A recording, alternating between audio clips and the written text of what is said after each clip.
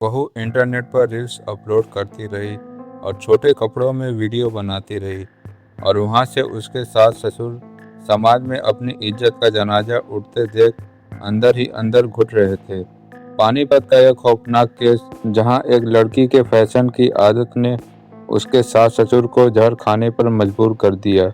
सबसे शर्मनाक बात यह है, एक लौता बेटा भी अपने माँ बाप को समझाने के बजाय उस लड़की की रील बनाने की साथ दे रहा था। मरने से ठीक पहले सास ने कैमरे पर रोते हुए कुछ अपनी बहू के बारे में ऐसा बयां किया कि सब सुनकर हैरान हो गए। तो चलिए जानते हैं इस कहानी को डिटेल से। कहानी शुरू होती है हरियाणा के पानीपत जिले के नारा गांव से, जहां एक रईस और संस्कारी जमींदार परिवार राजेश वर्मा और उनकी पत्नी सुमन अपने इकलौते बेटे आशीष के साथ रहते थे। आशीष पढ़ाई के साथ साथ बिजनेस के सिलसिले में अक्सर दिल्ली जाया करता था और वहां उसी दौरान उसकी मुलाकात इंस्टाग्राम के जरिए दिल्ली की रहने वाली स्नेहा से होती है। स्नेहा एक मॉडर्न लड़की थी, पढ़ी लिखी और सोशल मीडिया पे हमेशा एक्टिव रहने वाली, जिसे रील बनाने और अपनी लाइफ स्टाइल को खुल के जीने का शौक था। 2 साल के लंबे रिलेशनशिप के बाद दोनों शादी करने का फैसला किया, लेकिन जब आशीष ने यह बात अपने माता पिता को बताई, माँ सुमन के मन में एक अनजान सा डर बैठ गया कि दिल्ली की यह मॉडर्न लड़की पानीपत के गांव में अपने आप को ढाल पाएगी कि नहीं। लेकिन अपने बच्चों की खुशी के लिए वो शादी करने के लिए मान जाते हैं। फिर जनवरी 2025 में बड़े ही धूमधाम से दोनों की शादी करा दी गई। शादी की शुरुआत कुछ दिन तो बड़े सामान्य रहे, लेकिन जैसे ही दिल्ली के स्नेहा पानीपत के उस गांव वाले घर में बहू बनकर रहने लगी, असली विवाद वहीं से शुरू हुआ। स्नेहा की लाइफ स्टाइल वही पुरानी थी जो शादी से पहले थी, और वो पब जाती थी और छोटे मॉडर्न कपड़े पहनती थी और अपने सोशल मीडिया हैंडल के लिए लगातार रील्स बनाकर अपलोड करती थी। लेकिन एक रईस और समाज में उठने बैठने वाले जमींदार परिवार के लिए यह सब कुछ बर्दाश्त के बाहर होने लगा, क्योंकि आसपास पड़ोस वालों के फोन में भी उनके बहू का रील दिखने लगा। तभी समाज के लोग उन्हें ताना मारने लगे।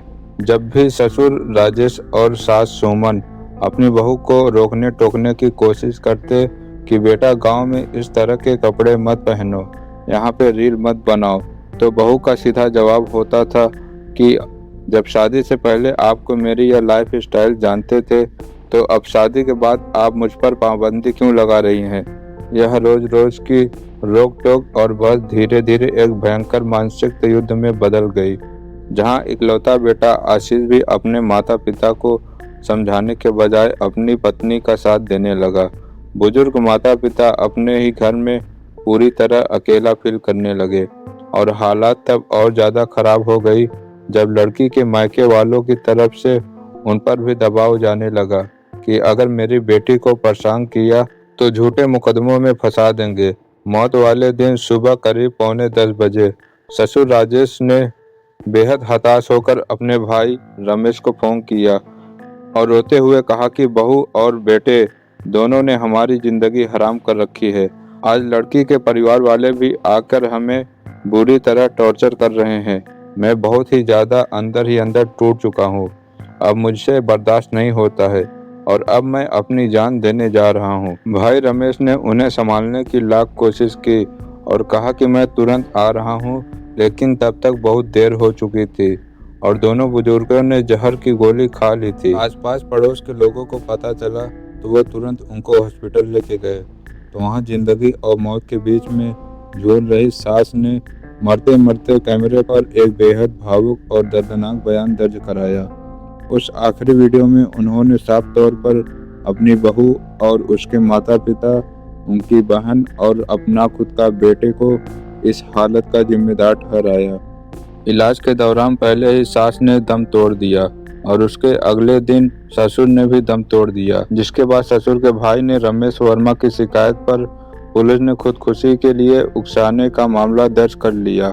हालांकि कानूनी चश्मे से देखा जाए तो भारतीय कानून हर नागरिक को अपनी पसंद के कपड़े पहनने और अपनी जिंदगी जीने की आज़ादी देती है। ऐसे मामलों में जब तक कोई मानसिकता या शारीरिक पुख्ता सबूत न मिले, जब तक अदालत किसी को दोषी साबित करना बेहद मुश्किल होता है। रील की सनक और फैशन की जिद, आखिर इसके आगे खून के रिश्ते इस कदर कैसे हार गए? क्या अपने ही घर के बेगाने हो चुके उन लाचार बुजुर्ग के पास सिर्फ मौत का ही रास्ता बचा था, या सिर्फ बच्चों की अपनी लाइफ स्टाइल को लेकर जिद पे अड़ जाना ही इस परिवार की तबाही थी, या फिर बच्चों की अपनी लाइफ स्टाइल को लेकर अड़ जाना ही हंसते खेलते परिवार की तबाही की? आपका दिल क्या कहता है? बहू की सोशल मीडिया वाली जिंदगी सही थी, या बुजुर्ग माता पिता का यह कदम?